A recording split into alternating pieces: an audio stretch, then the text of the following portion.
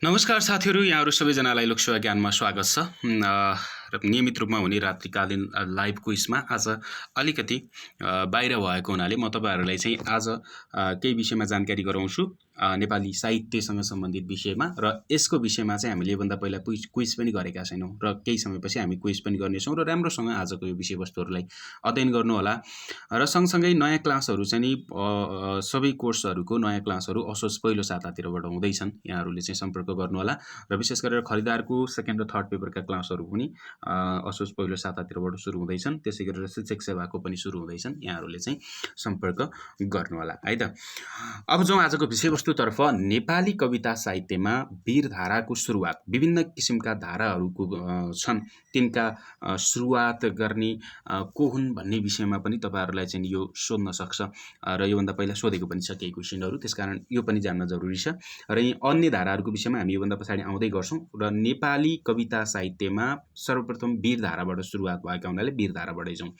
नेपाली कविता साहित्यमा वीर धाराको सुरुवात गर्ने साहित्यकार चाहिँ को हुन् त भन्दाखेरि शिवानन्द दास है। शिवानन्द दासले नेपाली साहित्यमा वीर धाराको सुरुवात प्राथमिक कालबाट भयो र त्यो प्राथमिक कालमा सबैभन्दा पहिला वीर धाराको सुरुवात गर्ने को हुन् त भन्दाखेरि शिवानन्द दास है, जसलाई नेपालको चाहिँ नि एकीकरण कालमा कुन धारा प्रचलनमा थियो अथवा चाहिँ कुन धारा प्रचलित थियो भन्यो भने वीर धारा प्रचलनमा थियो। र त्यसै गरेर प्राथमिक कालीन नेपाली साहित्य कुन धाराबाट सुरुवात भएको हो त भन्दाखेरि वीर धाराबाट सुरुवात भएको। त्यसै गरेर नेपाली साहित्यको सबैभन्दा पहिलो रचना अथवा नेपाली साहित्यको सबैभन्दा पहिलो कविता चाहिँ केलाई मानिन्छ त भन्दाखेरि शिवानन्द दासको पृथ्वीनारायण शाह नामक चाहिँ कवितालाई चाहिँ मानिन्छ। र पृथ्वीनारायण शाह नामक कविता चाहिँ केमा अथवा कुन धारामा चाहिँ रचना गरिएको थियो त भन्दाखेरि वीर धारामा रचना गरिएको थियो। र उसको रचना गर्ने व्यक्तित्व को हुन् त भन्दाखेरि शिवानन्द दास हुन्।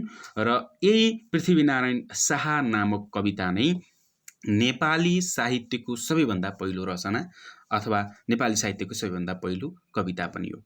अब श्रृङ्गारिक कवितर्फ जाउँ। श्रृङ्गारिक कवि भनेर नेपालका कुन चाहिँ साहित्यकारलाई चिनिन्छ त भन्दाखेरि मोतीराम भट्टलाई नेपालका श्रृङ्गारिक कवि भनेर चिनिन्छ। र नेपाली साहित्यमा श्रृङ्गारिक धाराको विकास चाहिँ फेरि कुन कालमा भएको थियो त भन्दाखेरि मध्यकालमा भएको थियो। मध्यकालमा श्रृङ्गारिक धाराको विकास भयो र नेपाली भाषाका प्रथम गजलकार पनि मोतीराम भट्ट हुन्, जसले के गरेका थिए, श्रृङ्गारिक धाराको विकास गरेका थिए नेपाली साहित्यमा। र नेपाली भाषाका प्रथम गजलकार, नेपालका प्रथम गजलकार मोतीराम भट्ट। र आधुनिक युगका मोतीराम भन्यो भने फेरि कमलमणि दीक्षित है। कमलमणि दीक्षितलाई आधुनिक युगका मोतीराम भट्ट भनिन्छ। र नेवारी भाषाका पहिलो कवि फेरि राजा महेन्द्र मल्ललाई चाहिँ मानिन्छ। नेवारी भाषाको है, फेरि नेवारी भाषाको पहिलो कवि महेन्द्र मल्ल, फेरि शाह होइन, त्यो कुरामा याद गर्ने। अनि त्यसै गरेर नेपाली साहित्यमा जापानी 3 हरफे जुन हाइक्यू होइन हाइकु है, 3 हरफे कविता हाइकु भित्र्याउने श्रेय चाहिँ कुन साहित्यकारलाई जान्छ त भन्दा शङ्कर लामिछाने है। शङ्कर लामिछानेले चाहिँ त्यो हाइकु चाहिँ नेपालमा भित्र्याउनु भएको थियो। र त्यसै गरेर सुगौली सन्धि पश्चात नेपाली साहित्यमा कुन धाराले प्रशय पाएको थियो त भन्दा भक्ति धाराले। भनेको नेपाल एकीकरण अभियानसँगै के भएको थियो, नेपाली साहित्यको विकास भएको थियो अथवा सुरुवात भएको थियो। नेपाली साहित्यको सुरुवात नै नेपाल एकीकरण अभियानसँगै भएको मानिन्छ। र सुरुवाती चरणमा के थियो त भन्दाखेरि वीर धाराले चाहिँ प्रशय पाएको थियो भने सुगौली सन्धि पश्चात नेपाली साहित्यमा भक्ति धाराले चाहिँ के भयो त प्रशय पायो। र त्यसै गरेर नेपाली साहित्यमा कथा विधालाई है, भनेको कथा, कविता, उपन्यास यी हरेक विधाहरूको विषयमा जानकारी राख्न जरुरी छ। र नेपाली साहित्यमा चाहिँ कथा विधालाई आधुनिकतामा प्रवेश चाहिँ कसले गराएका थिए त भन्दा गुरुप्रसाद मैनालीले गराएका थिए। र यो कुन कृतिले प्रवेश गराएको थियो त भनेर सोध्न सक्छ। जस्तो कुनै पनि उपन्यासको विषयमा अहिले एकछिनमा आउँला, कविता लगायत सबै कुराहरूमा हैन। र नेपाली साहित्यमा कथा विधालाई आधुनिकतामा प्रवेश गराउने कृति भनेको नासो कथा सङ्ग्रह हो। यो गुरुप्रसाद मैनालीले लेख्नु भएको थियो। भने नेपाली कथा साहित्यलाई आधुनिकतामा प्रवेश गराउने व्यक्तित्व को हुन् अथवा साहित्यकार को हुन् भन्यो भने गुरुप्रसाद मैनाली। कृति कुन हो भन्यो भने नासो कथा सङ्ग्रह। केलाई आधुनिकतामा प्रवेश गराउने, कथालाई है। यहाँ फेरि उपन्यास लगायतका कुराहरूलाई छैन, कथा विधालाई चाहिँ आधुनिकतामा प्रवेश गराउने चाहिँ नासो कथा सङ्ग्रह हो। र आधुनिकतामा प्रवेश गराउने व्यक्तित्व साहित्यकार को हुन् त भन्दा गुरुप्रसाद मैनाली हुन्।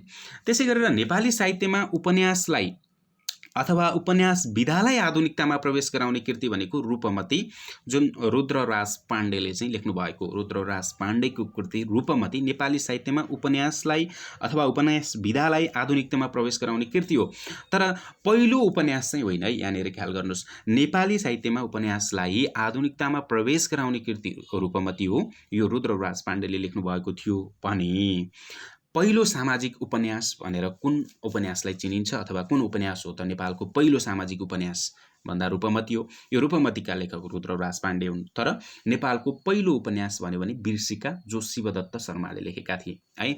भनेको नेपालको पहिलो सामाजिक उपन्यास है, नेपालको पहिलो सामाजिक उपन्यास चाहिँ कुन हो त भन्दाखेरि रूपमती हो। ठिक छ, रुद्रराज पाण्डेले लेख्नुभयो। अब नेपालको पहिलो सामाजिक उपन्यास रूपमती हो भने नेपालको पहिलो उपन्यास चाहिँ बिर्सिका, जुन शिवदत्त शर्माले लेख्नुभएको थियो। तर शिवदत्त शर्माले पहिले लेखे पनि नेपालको पहिलो उपन्यास बिर्सिका भए पनि नेपाली उपन्यास विधालाई चाहिँ आधुनिकतामा प्रवेश गराएको भनेको रूपमतीले हो है। त्यसकारण पहिलो सामाजिक उपन्यास रूपमती, नेपाली उपन्यास विधालाई आधुनिकतामा प्रवेश गराउने कृति, जुन कृतिका सर्जक रुद्रराज पाण्डे है। अब सबैभन्दा बढी भाषामा अनुवाद भएको कृति अथवा उपन्यास, यो भनेको यो सबैभन्दा बढी भाषामा अनुवाद भएको कृति भनेर सोधे पनि उपन्यास भनेर सोधे पनि कालो सूर्य हो, जो भरत जङ्गमले लेख्नु भएको। यो 30वटा भन्दा बढी भाषाहरूमा चाहिँ के भइसकेको छ, अनुवाद भइसकेको छ। त्यसै गरेर जापानी भाषामा अनुवाद भएको नेपालको पहिलो कृति भनेको सेतो बाघ हो। यो सेतो बाघ पनि के हो त, औपन्यासिक कृति नै हो र यसका लेखक डायमन्ड शमशेर हुन् है। डायमन्ड शमशेरले चाहिँ लेखेका थिए सेतो बाघ। त्यसै गरेर लिम्बू भाषाको पहिलो उपन्यास थत्थामा है। विभिन्न भाषा साहित्यतर्फ जाउँ, नेवारी भाषाको अथवा नेवारी भाषालाई नेपाल भाषा पनि भनिन्छ होइन। नेवारी भाषा अथवा नेपाल भाषाको रञ्जना लिपिमा चाहिँ नेपालले चाहिँ संयुक्त राष्ट्र सङ्घको सदस्यताका लागि निवेदन दिएको थियो, लगायतका विषयहरूमा हामीले छलफल गरिरहेका हुन्छौँ। त्यस्तै नेपाल भाषा अथवा नेवारी भाषाको प्रथम उपन्यास चाहिँ कुन हो त भन्दाखेरि मिसा र यसको नेपाली अर्थ भनेको नारी है। भनेको नेवारीमा मिसा, नेपालीमा नारी। र यसका सर्जक, स्रष्टा, साहित्यकार चाहिँ दोस्वा सायमी है। दोस्वा सायमी भनेको यिनको साहित्यिक नाम हो र दोस्वा सायमीको वास्तविक नाम भनेको गोविन्द बहादुर मानन्दर। फेरि गोविन्द गोठाले होइन नि, गोविन्द बहादुर मानन्दर दोस्वा सायमीको वास्तविक नाम हो। र उनले लेखेको चाहिँ मिसा चाहिँ नि नेवारी भाषाको प्रथम उपन्यास पनि हो। त्यसकारण यो वास्तविक नाम कहिलेकाहीँ तपाईँहरूले हामीले पढ्दै गर्दाखेरि मिसाका सर्जक दोस्वा सायमी भनेर पढिरहेका हुन्छौँ, अप्सनमा गोविन्द बहादुर मानन्दर आइदिन सक्छ है। त्यसकारण यो वास्तविक नाम पनि ख्याल गर्नुहोला। र नेपाली साहित्यमा नाटक विधालाई, अब हामी फेरि उपन्यासपछि नाटकतिर जाउँ।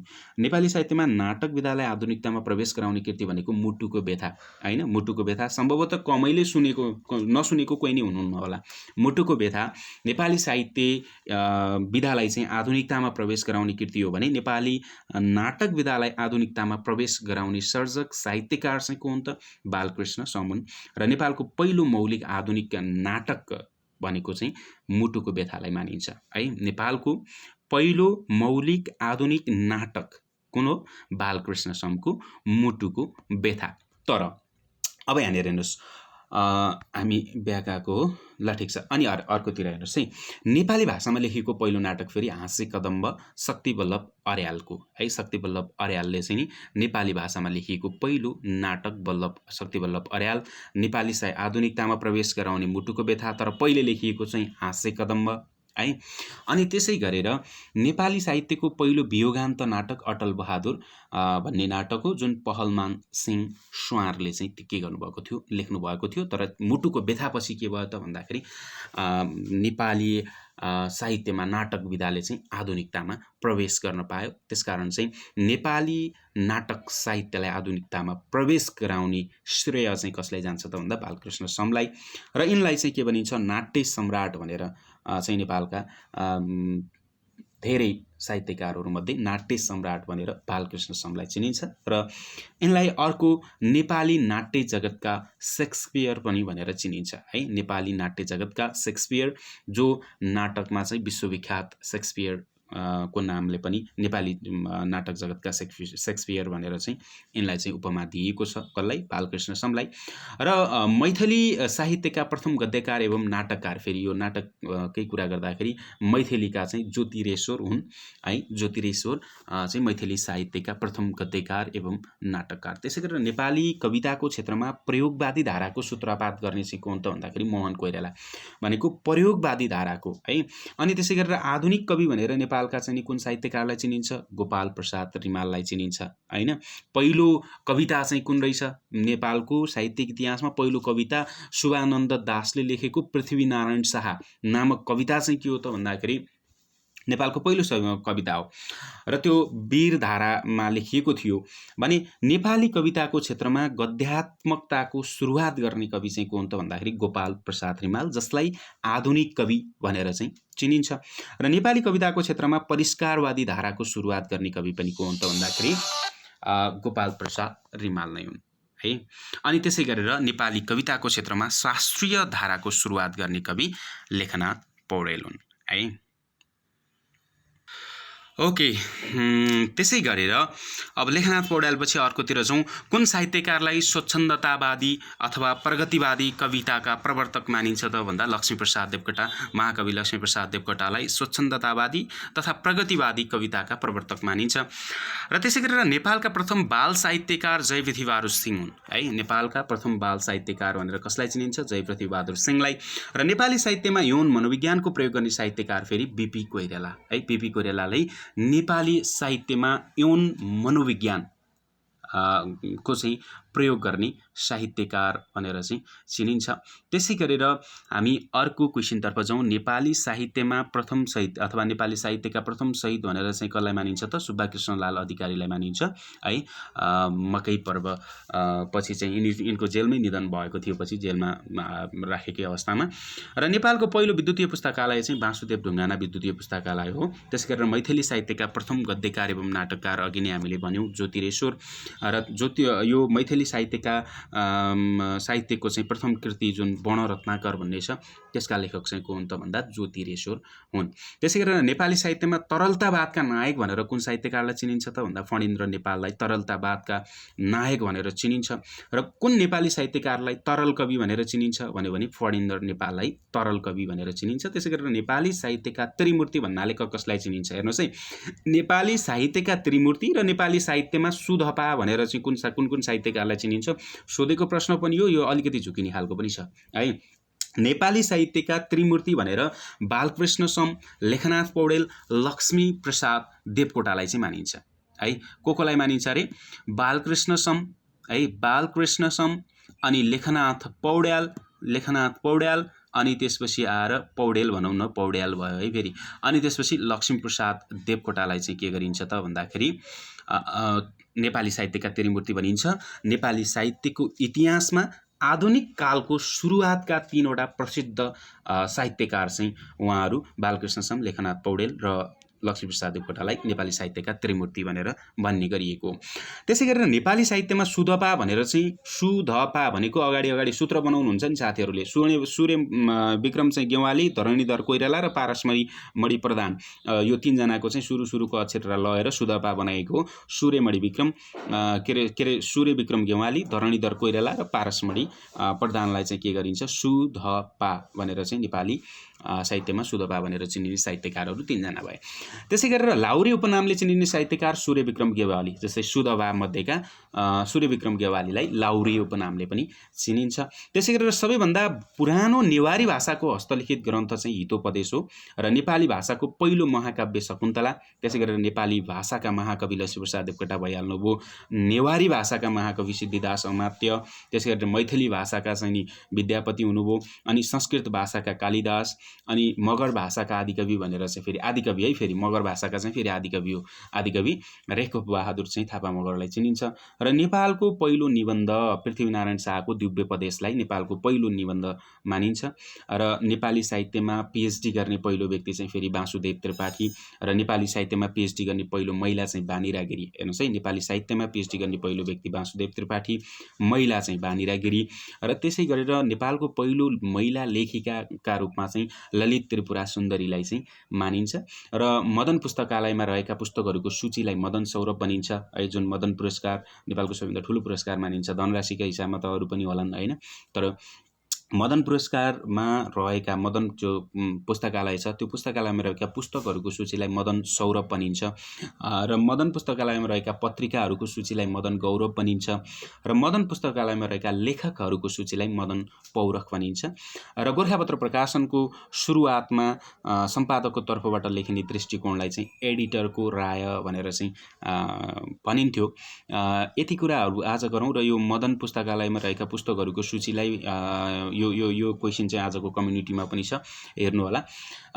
र थ्याङ्क यू सो मच यहाँहरू सबैजनालाई। अनलाइन क्लासहरू भइरहेका छन्, जोइन हुन सक्नुहुनेछ र आज चाहिँ नि क्विज गर्न नभएको अवस्था अलिकति बाहिर भएको हुनाले मैले यो रेकर्डेड चाहिँ क्लास केही कुराहरू थोरै भए पनि आफूले जानेका कुराहरू सेयर गरेँ र यहाँहरूले पनि लाइक सेयर सब्सक्राइब गर्न नभुल्नु होला। Thank you so much. भोलि हामी यसैको क्विज यी टपिकहरूबाट नै क्विज गर्नेछौँ। आजलाई यति नै। बाई बाई, नमस्ते।